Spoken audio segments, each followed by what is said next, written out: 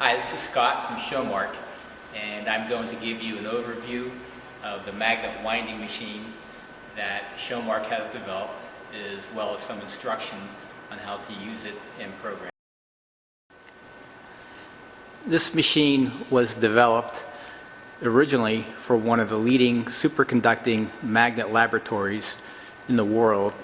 It was designed for winding superconducting magnets, which traditionally is a very time-consuming and tedious manual operation, or at least a crudely motorized operation. This machine allows a magnet to be wound by a recipe that is pre-entered into a recipe management system on the touch screen. And although it still takes an operator's interaction with the machine to create a good coil, it makes the job a lot easier. There's less to remember. The motions are already in the machine, and the operator just needs to confirm that everything is done correctly. So just looking at the components of the machine, it's a 5-axis system. There's 5 motors on it. So towards the back here is our payoff section, and it is intended, at least originally, for winding strips of superconducting material off of a reel, literally the same as a traditional recording type reel. And we have 2 payoff heads, an upper and a lower, and you can choose to use either one. The idea was that a main conductor would come off, probably off of the top payoff unit, and then an insulating strip would come along with the main conductor from the bottom payoff. And each payoff unit has a tension control via an electronic clutch, as well as reversibility. So there's a motor on each one of those. And then that whole assembly is carried by a rotating actuator right there. I can point to it. And then the whole rotator is carried by a linear traversing system that can move it linearly up to 26 inches in length. So you can create a coil that's 26 inches long. And then you'll wind on to a mandrel that is held in place by this heavy-duty 3-jaw chuck, and it can handle a pretty heavy load, if I recall, up to 180 pounds. And if that is the kind of load involved, then we have a tailstock that we also provide, which is adjustable, and the whole tailstock can be moved in as needed to support both ends of the winding mandrel. So I'll lock that there. And then also we provide a button box that is intended to make it easy for an operator to run the machine without having to constantly look back at the touchscreen interface. We have control for the tension on the upper and lower payoff units, the direction of winding. Normally you'd be in a forward motion, but you can back up as needed. We can make small adjustments to the rate of the motion as it winds, as well as the angle of the heads to create the helical wind, as well as reversing at the ends of the coil. So then the whole machine is controlled by a computer, which is there mainly for the sake of our operator interface, which is a visual basic interface. We'll be looking more closely at that in a few minutes. I don't have a legitimate mandrel to wind onto or a form to wind onto, so I'm using this cardboard tube held nicely by the chuck, and that's adjusted with a wrench right into the socket there, and you can open the jaws as much as needed to hold your mandrel in place. Okay, so now we'll go through the operator interface of the machine, and I guess right from the beginning, we should load a recipe for a coil, and we'll get into the details of loading a recipe, but for now, just let me bring one up. I've gone to the recipe screen. I'm going to hit load recipe. We've got a couple demo and test ones already in there. I'm going to load test 2. Hit select, and that brings up all the steps for this coil that we've pre-entered here just for testing the machine. So we'll go through the details of that in a little bit, but for now I'm just going to close the window, and the information from that recipe is loaded right in this section. It's test 2. We have a max speed that we'll be winding at. There is a pitch set for the traverse right now, which is set for 6 millimeters per rev. This is the starting position of the traverse to line it up with the edge of the mandrel, in my case my cardboard tube. There's a total of 7 lines on the recipe. We'll be starting at line number 1, layer number 1, and we'll talk about segment numbers and so forth. But the first layer, the first section will have 5 turns at a pitch of, again, of 6 millimeters per rev, and an angular rate, which is the rate that the payoff heads rotate for the first section, will be 0. In other words, it'll be winding in a straight line.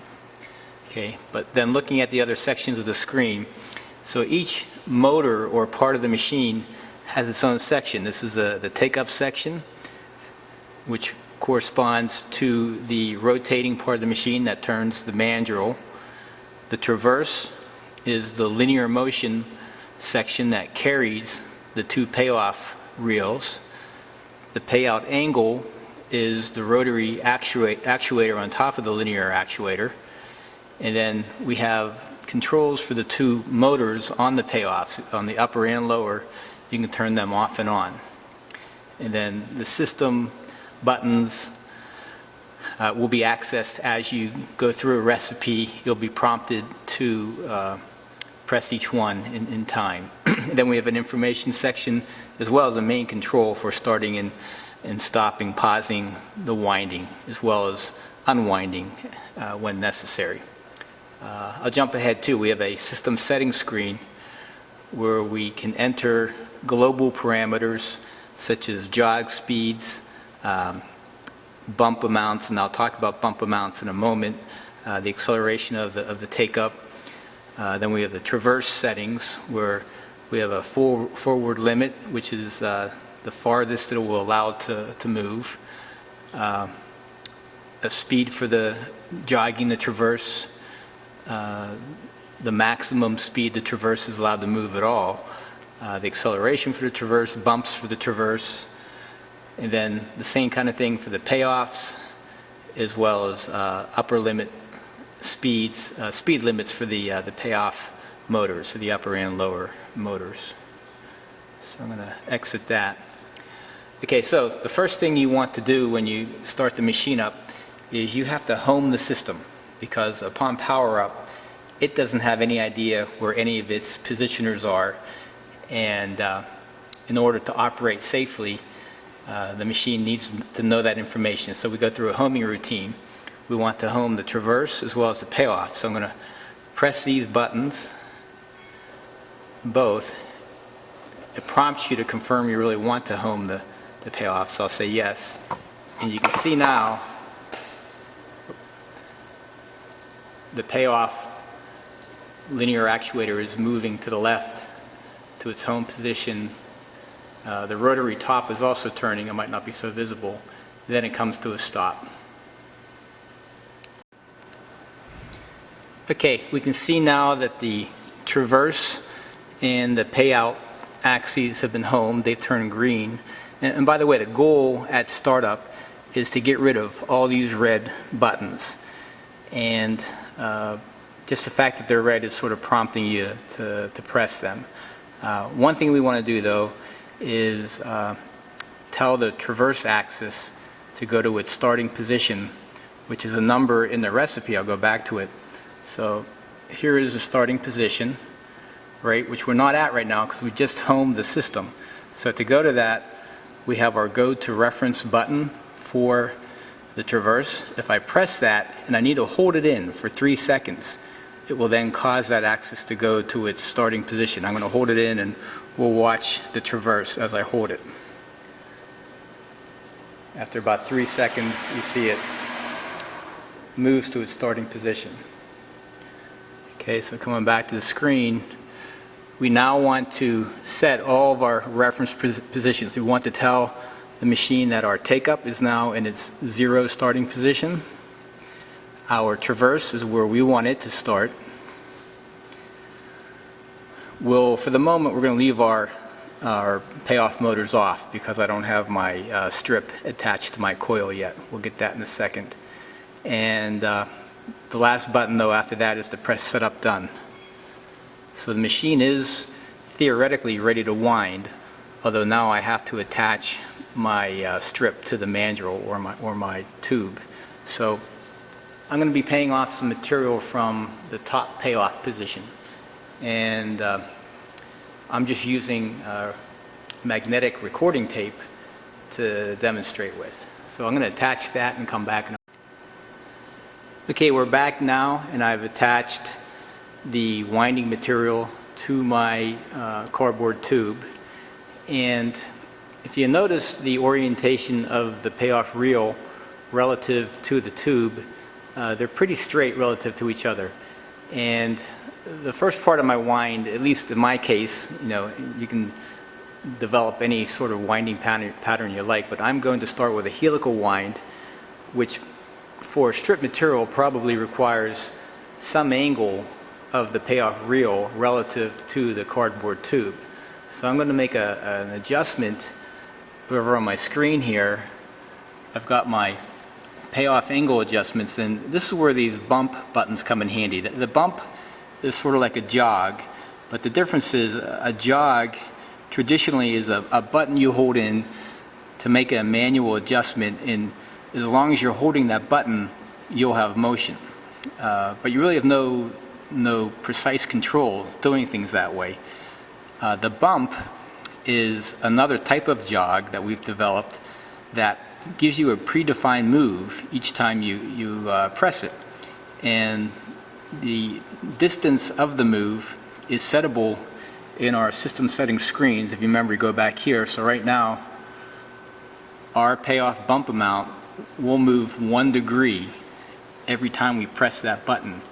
And truth is, that's probably a pretty crude or big jump. You can make that a much smaller number, say maybe 1/10 of a degree if you like.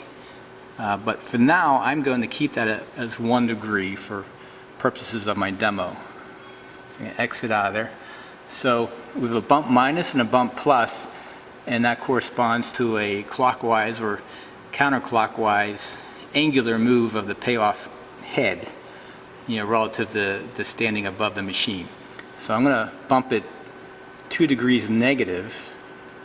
2 presses is 2 degrees in this case, and you can see the 2 degrees up there. And now it might be hard to note, but I have the payoff head is at an angle relative to the. Okay, the next thing I want to do is turn tension on that payoff head up there. Right now it is just passive. The clutch is on, but if I pull on that material, you'll see it doesn't maintain any tension, right? So I'm going to go over there right now and manually turn it back a little bit to put some tension in there. And I'm just able to overcome the clutch just by doing that, but really that's not true tension. What I want to do is turn the tension, that's the upper payoff, I want to turn that motor on right there, but also I want to make sure my tension level is a good number here. So this will be up to you to set to whatever you like, but for this light magnetic tape, a setting of about 12 milliamps is a decent setting for that material. So I'll turn my motor on. Okay, so now you can't see any motion, but if I disturb that tape now, it automatically winds itself back. It's always maintaining the tension. Okay. So let's look at our recipe. Go into our recipe settings. And this is an array that I filled out just for demonstration's sake. And if you look at one line at a time, you'll note that each line of the code or of the recipe, it just is in sequence. So you can have as many lines as required to create the coil you're making. You just add one line at a time, or you can tell it if you want 100 lines in there, you can add, press that. Whoops. Oh, hold on a minute, I'm locked out.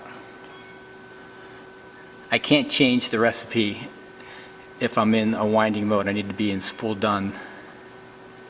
That's okay. Okay, so now I can play around with this. I'll pretend I want to add a certain number of lines. I could add anything I want in there, but for now I won't add anything. We have layer numbers for how many layers are in your coil. In this case, I've created a 3-layer coil. And to change any of these things, you just press on the field. A dialog box will come up. You enter the value you want, and then press enter. I'm just going to cancel that for now. A segment is an important thing to understand. We have 3 types of segments that we can wind, and that value can be anything from 0, 1, or 2. If it's a 0, it's a simple helical type move, in which case we're rotating our mandrel, and the payoff heads are set to some angle that you've put in the program, and as it's winding, the heads are traversing across, so you're moving across to make a layered wind, but the angle rate is 0. In other words, it's not changing as you wind. It's just winding across and maintaining a constant angle at whatever it started at. You tell it how many turns you want on that segment and what the pitch rate is. In other words, how far the linear traverse moves for every rotation of the mandrel. And here we've got a 6 millimeter wide strip, so I made my pitch equal to that.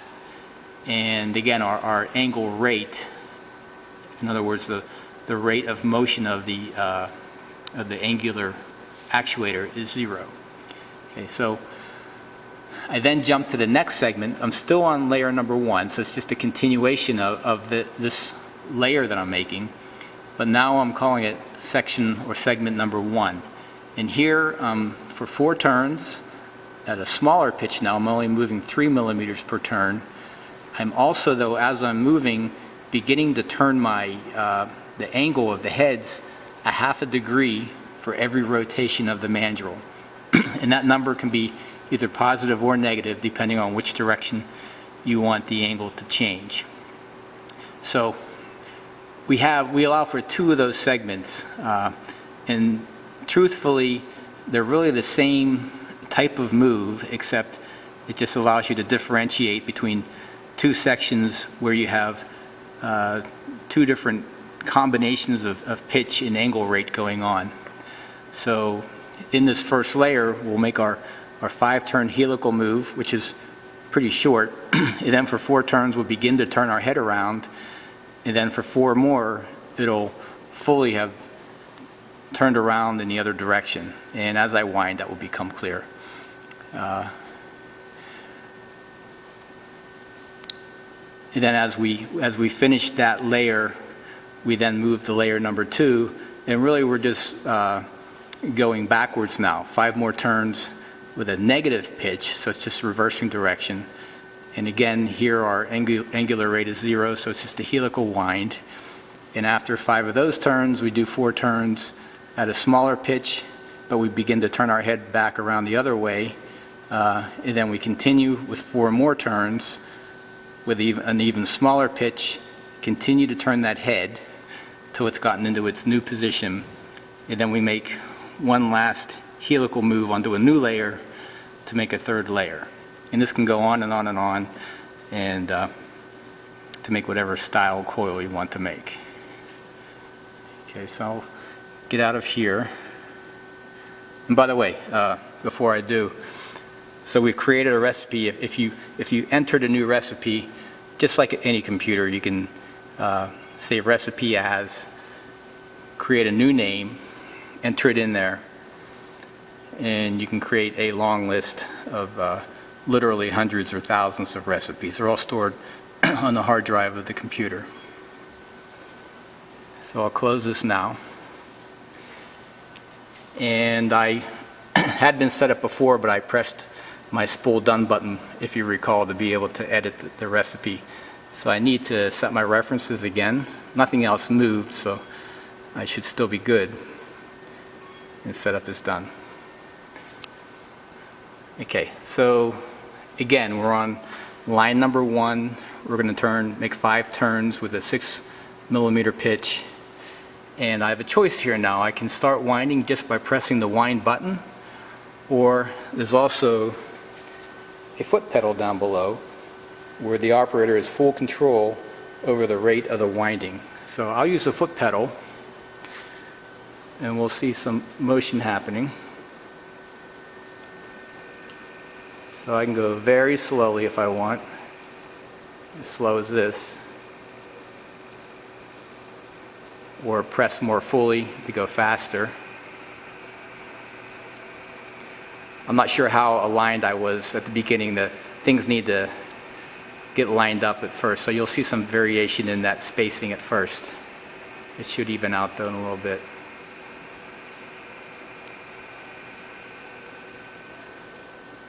Okay, so I've made my 5 turns.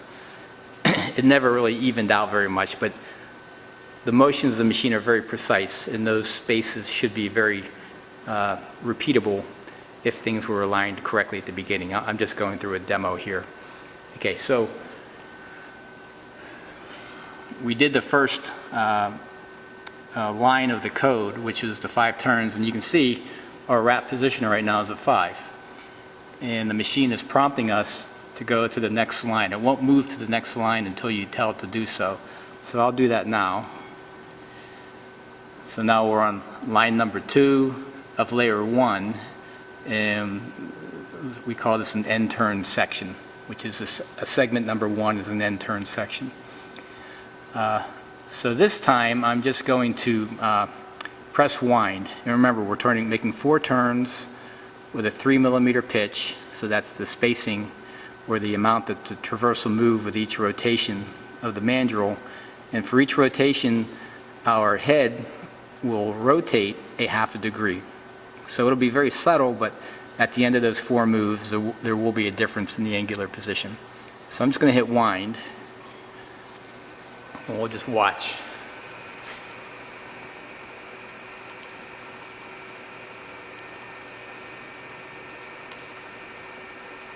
So the head is straighter relative to the coil. And that's 4 turns right there. And now we're ready for the next line. I'll do that. And I'll hit wind. And I'm going to focus here on the screen a little bit. You can see all the positions updating as we're moving. Okay. And by the time we're done, the head, it might not be clear from the video, but it's now oriented, turned slightly in the other direction, ready to wind in the other direction. So I'm just going to go ahead to the next line and hit wind.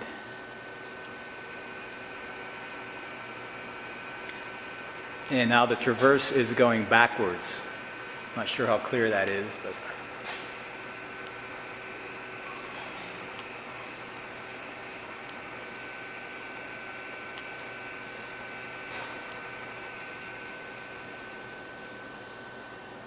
there you go. So you would continue on and on like that. I didn't have things set up just perfect so that it created a perfect coil, but the intent was just to explain the machine. So what else can I tell you here? I have another line to wind. I'll wind it.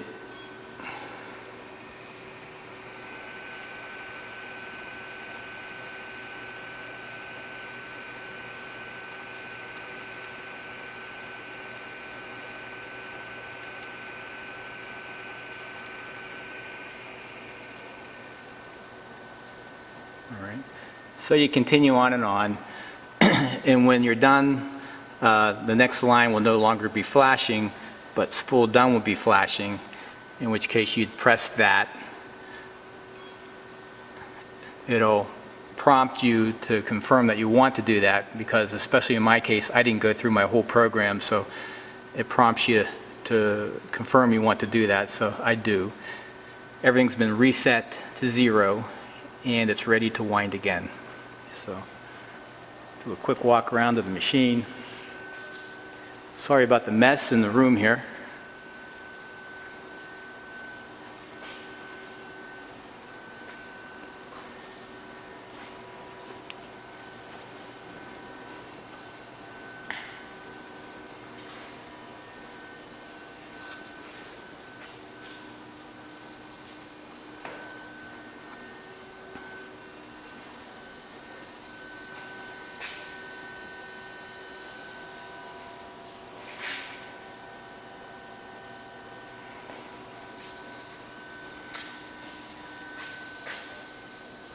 You can see that that motor is turning in reverse, and that's what's creating the tension in the material. Oh, these slides here were put, they don't really serve any purpose to us, but the original customer asked for something to be put there for them to attach some of their mechanisms or processes just for their own convenience. So that's there for your convenience to mount some process to.